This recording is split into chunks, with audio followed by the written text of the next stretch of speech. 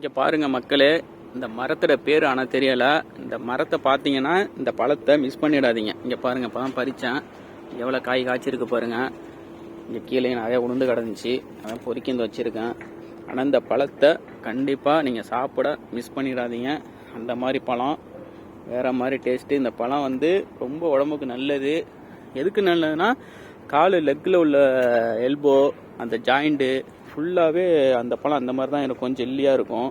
நல்லா பார்த்தீங்க அவங்களுக்கு தெரியும். இந்த பழம் பயங்கரமான ஜெல்லி, உள்ள அழகாக ஜெல்லி மாதிரி இருக்கும். முட்டிக்கெல்லாம் அவ்வளோ நல்லது இந்த பழம், முட்டிக்கு, கால் முட்டி. ஏன்னா அந்த மாதிரி ஜெல்லி ஜெல்லியாக இருக்கும் பார்க்க. இந்த பாருங்கள், இதெல்லாம் ரொம்ப பழுத்துருக்கு. ஏன்னா அந்த மாதிரி டேஸ்ட்டு கொடுக்கும், நல்லாயிருக்கும். ஆனால் அந்த பழம் இந்த பாருங்கள், எங்கே பார்த்தாலும் இருக்குது. கீழே பொறுக்கியிருந்தேன், பொறுக்கிட்டேன். அவ்வளோ பழத்தையும் பொறுக்கிட்டேன், பொறுக்கி வச்சுருக்கேன். இந்த காட்டுறேன் பாருங்கள், ஜெல்லி மாதிரி இருக்கும். இதை அப்படி பிதுக்குனீங்கன்னா வருது பாருங்கள் ஜெல்லி.